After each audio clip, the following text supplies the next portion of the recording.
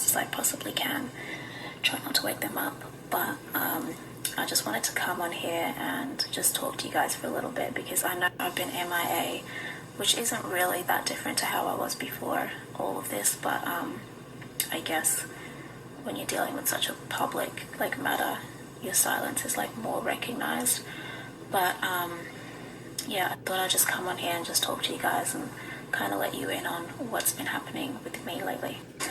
So please bear with me. I know I'm speaking super low because the girls are asleep behind me. I don't want to wake them up. But I thought that I would just come on here and just say thank you to everybody who has been reaching out and showing me love. I really, really appreciate that. And those who have sent me messages and shared their stories with me, I really, really appreciate that. And I'm grateful for that. I know that sometimes I may come across as unrelatable because I'm pretty private. I'm not an open book like a lot of these social media people are. And it kind of works against me sometimes because people get the wrong idea and the wrong image of me. But yeah, I've just had so many people kind of make these assumptions about me that I'm cold and I don't care and I'm heartless, and that's so far from the truth. And I feel if you know me and if you're a part of my life, you would definitely know that that's so far from the truth. I'm not here to try and redeem myself or anything like that, but it's kind of hurtful to see these assumptions that, she was just tired of the married life, she wanted to go and live this single life. And I'm what part of my life, on camera or off camera, has given the people the impression that I'm not satisfied with it? Especially the family part. This is where it gets kind of confusing, because if you know me, you know having a family is everything that I'd always wanted. This family life was everything that I'd always wanted. The cheesy Christmases, the dinners at the table, this was my dream. So it's not something that I would easily walk away from. I think that as a mum, the last thing that you want is for your children to grow up in two homes. It's not something that you walk into your marriage thinking that that's going to be where you'll end up. So obviously the decision was not a very light one to make.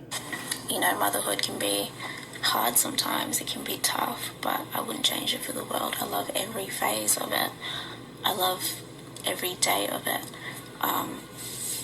It's what keeps me going. So yeah, for people to think that I would just walk away from that because I want to get back into modeling, or I want to have a hot girl summer, it just, I don't know, dude. I don't know. I don't know.